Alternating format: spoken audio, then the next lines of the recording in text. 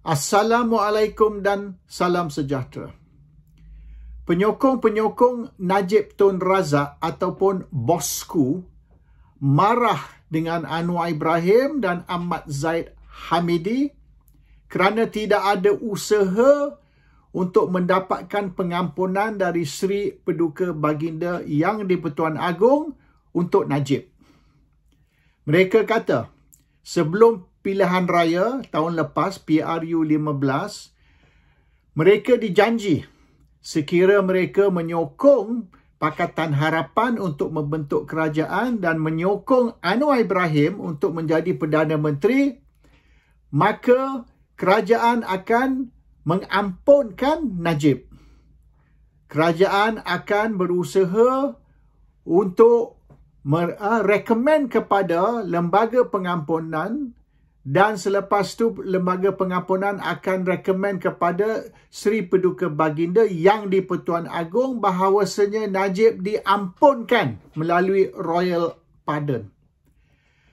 Sekarang dah nak masuk setahun dah. Tak lama lagi setahun, kerajaan baru dibentuk, Anwar Ibrahim menjadi Perdana Menteri, tapi tidak ada langsung usaha untuk mengampunkan Najib.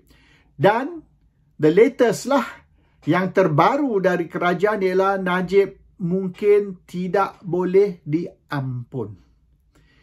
Ini bukan sebab kes SRC. Najib dijatuhkan hukuman 12 tahun penjara dengan 200 juta denda kerana kes SRC yang hanya melibatkan tak sampai berapa juta saja. Tidaklah begitu besar kes tu banding dengan kes lain. Tapi ini kerana kes 1 MDB. Dan walaupun kita boleh kata kes SRC ni boleh dipersoal sebab defense Najib, alasan Najib dia tak tahu pun duit tu dimasuk kepada akaun dia sebab bukan dia yang mengendalikan akaun. Akaun tu, bank account tu dikendalikan oleh orang lain. Jadi duit keluar masuk tu bukanlah dengan pengetahuan ataupun dengan kebenaran Najib. Maknanya Najib kata dia tak tahu pun, dia tak suruh pun, dia tak benar pun. So maknanya orang lain yang mengendalikan akaun tu yang buat. Jadi ini kes lembu punya susu sapi dapat nama. Kes SRC tu bolehlah kita timbulkan ragu bahawasanya mungkin Najib tidak bersalah. Mungkin orang lain yang buat, tapi Najib yang disalahkan dan sebagainya. So, kalau kita nak berhujah yang wajar Najib diberi pertimbangan untuk pengampunan, ada argument lah, ada hujah lah. Tapi yang kes satu lagi ni, kes 1 MDB yang melibatkan 2.28 bilion. Ini bukan 42 juta tau, ini 2.28 bilion. Dan semalam, seorang saksi dari Bank Negara, saksi itu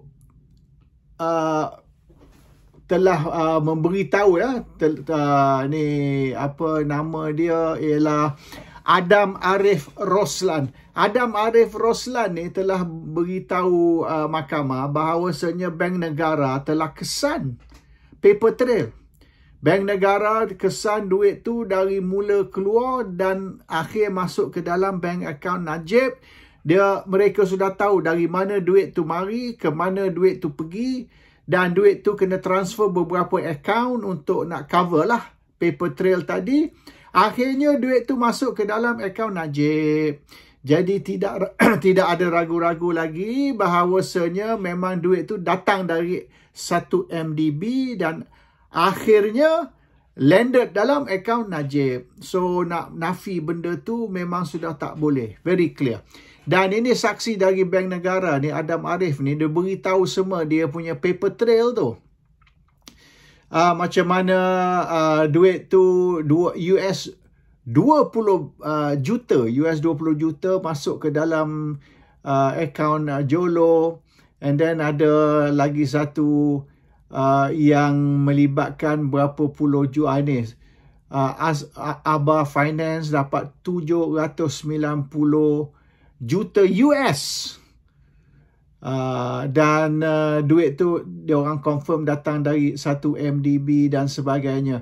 So kalau ikut testimoni ataupun pengesahan saksi Bank Negara semalam, dia telah beritahu mahkamah secara detail lah, full detail, bagaimana sampai berbilion-bilion duit tu dikeluarkan dari 1 MDB, pusing satu dunia, akhirnya balik kepada akaun Jolo, akaun Najib dan sebagainya. Untuk peguam bela ataupun defense nak menafikan benda ni susah.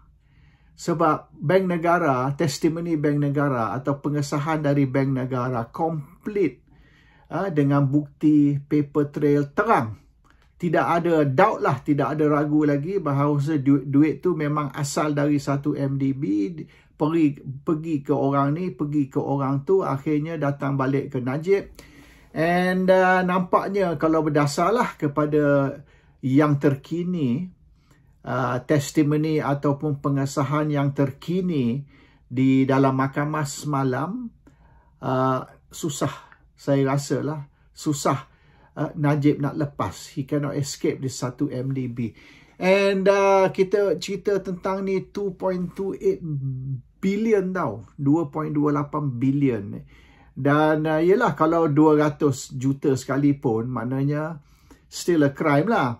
Tapi seriousness of this case, iaitu jumlah sampai berbilion-bilion, mahkamah tidak akan bertindak lenient lah terhadap Najib.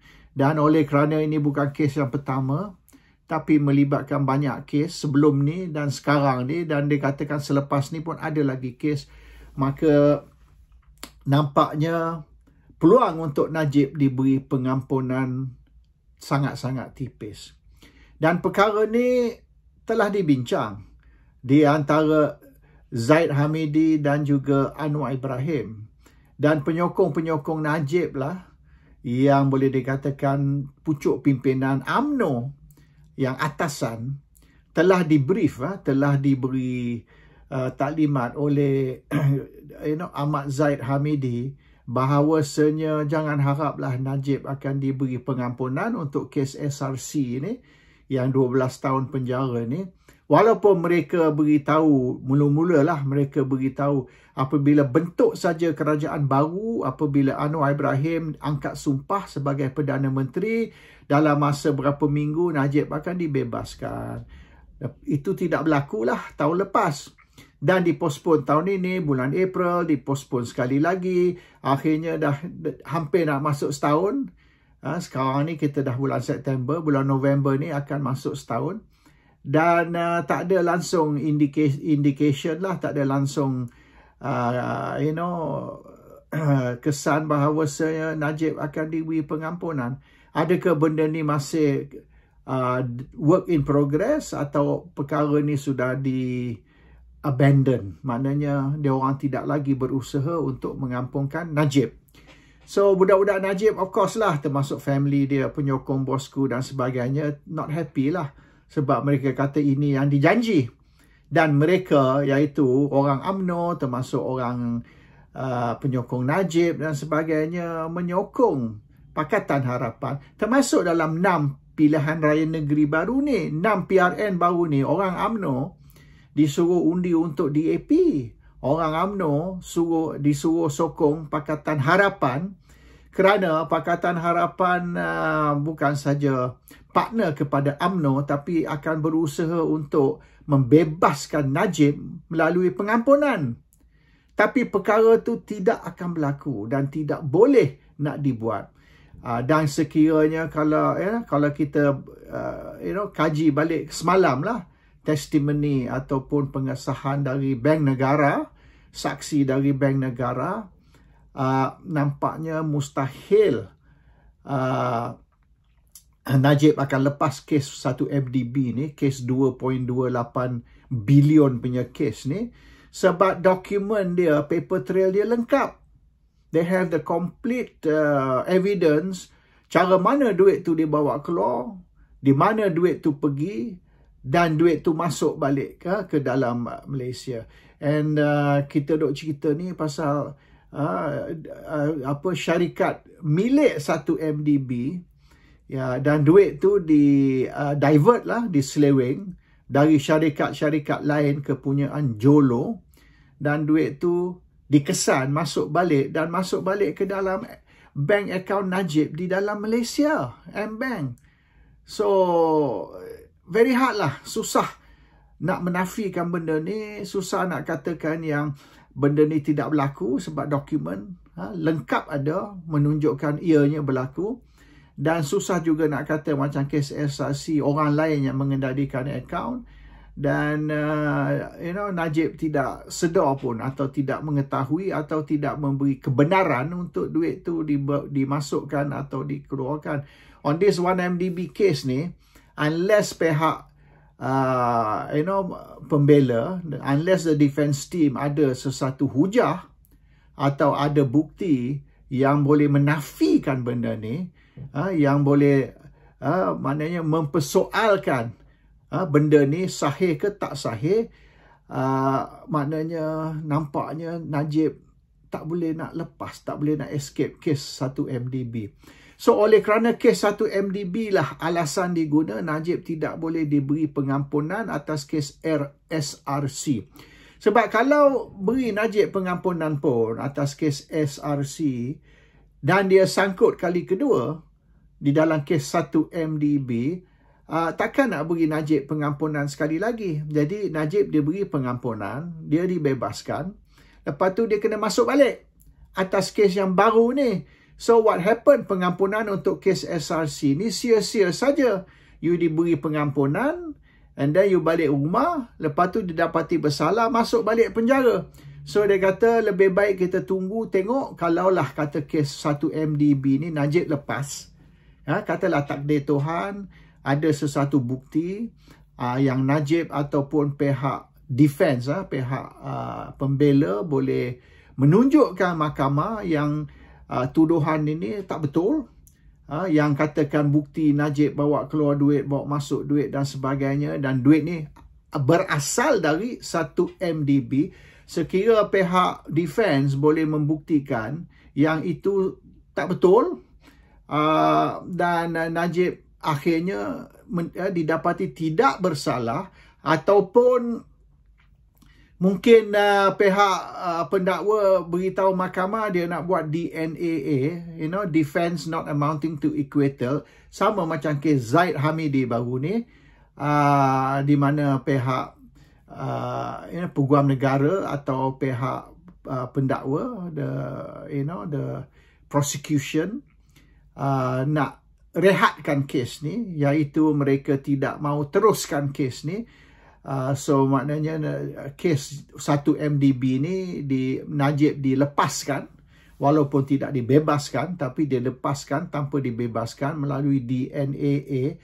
So kalau itu berlaku, maka kemungkinan besar dia orang boleh mempertimbangkan semula kes SRC. Tapi kalau kes 1MDB ni berterusan, tidak pihak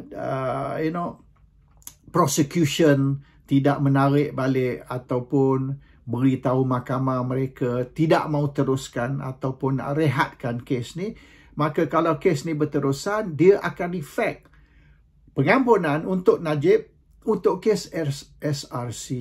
Tapi setakat ni lah, at this stage of the case, kalau kita baca laporan semalam, it looks very bad. Testimony atau pengesahan dari saksi dari bank negara tu tidak berpihak kepada Najib. It looks very bad for Najib based on the testimony semalam tu. And saya bukan lawyer lah, tapi unless Najib's lawyer ada argument yang lebih kuat, kalau mereka boleh maknanya menafikan benda ni, dan saya tak nampak macam mana mereka nak nafikan, maka Najib may be found guilty, dan sekira Najib didapati bersalah atas kes 1MDB, maka mereka tidak akan berusaha untuk memberi Najib pengampunan untuk SRC. Sebab SRC ni ada hujah yang mereka boleh bangkitkan. Sebab apa? Najib perlu diberi pengampunan atau dipertimbangkan untuk pengampunan. Tapi kes 1MDB ni, going by yesterday's testimony, there's no escape lah. Tak tahulah, saya bukan lawyer lah. Tapi secara saya nampak sebagai layman, yesterday's testimony dari Bank Negara on Najib punya kes 1MDB, unless ada sesuatu bukti yang kuat yang pihak pembela boleh bangkitkan, I think Najib is going to kena lah. Najib akan kena kes 1MDB, dan oleh kerana tu kes SRC ni pun tidak akan ke mana. So Najib akan kekal dalam jail. Dan yang teruk sekali ni, kalau kes ni Najib didapati bersalah, dia tidak hukuman tidak akan berjalan serentak sebab dia kes lain-lain. Kes ni akan will not go concurrent, tapi go consecutive. Macam kes Anwar dulu, dia kena dua kes. Satu kes 5 tahun, satu kes ni, so all together, satu kes 6 tahun, satu kes 9 tahun. So dia kena 15 tahun. 5 campur 9. Bukan serentak. So yang ini pun kalau Najib kena lah, katalah Najib kena lagi 15 tahun kata. So 15 tahun campur 12 tahun, dia bukan 15 tahun serentak. So the situation does not look good for Najib. Dan ini akan memberi alasan alasan yang sangat-sangat kuat. A very strong excuse atau reason sebab apa Najib tidak boleh diampunkan, diberi pengampunan untuk kes SRC, walaupun telah dijanji, banyak kali dijanji, dan mereka janji yang sekiranya Pakatan Harapan bentuk kerajaan, Anwar jadi Perdana Menteri, confirm Najib akan diberi pengampunan. Tapi hari ini mereka boleh kata oleh kerana kes 1MDB ni, memandangkan semalam testimoni ataupun pengesahan dari Bank Negara, saksi dari Bank Negara, mustahil Najib boleh lepas atas kes 1MDB, dan oleh kerana itu mustahil juga nak mempertimbangkan Najib pengampunan untuk kes SRC. This 1MDB case, kes 1MDB ni efek pengampunan untuk kes SRC. Jadi tak ada orang boleh menafi hujah tu, tak ada orang boleh maknanya memberi apa-apa alasan yang kes SRC dan kes 1MDB ni dua kes berasingan, dan kes 1MDB tidak sepatutnya efek kes SRC. So the way I see it, pengampunan untuk Najib no go, tidak akan berlaku. Dan kes 1MDB yang sedang berjalan, terutama sekali testimoni dari saksi Bank Negara semalam ni, bermaknanya kalau UMNO berharaplah Najib akan dibebaskan melalui pengampunan, dan Najib akan kembali memimpin UMNO, dan mengikut budak-budak bosku, penyokong bosku, bukan saja Najib akan kembali memimpin UMNO, tapi mungkin akan kembali sebagai Perdana Menteri. That one I think is never going to happen. And penyokong bosku, penyokong Najib lah, kena move on lah. They have to move on. Either dia cari pemimpin baru untuk mengambil alih UMNO, ataupun sokonglah Zaid Hamidi. Walaupun dengan kita menyokong Zaid Hamidi, itu akan menyebabkan UMNO akan menurun lagi. UMNO will for sure die. Tapi kalau rasa Zaid Hamidi ini negatif untuk UMNO, if he's baggage for UMNO, mereka akan kena cari pemimpin baru. Kalau dia rasa Zaid ni tak boleh dah, Zaid ni merosakkan UMNO, jangan haraplah makna Najib akan balik ambil alih. You kena fokus kepada ganti Zaid dengan pemimpin UMNO yang baru, and it's not going to be Najib. Assalamualaikum. Salam sejahtera.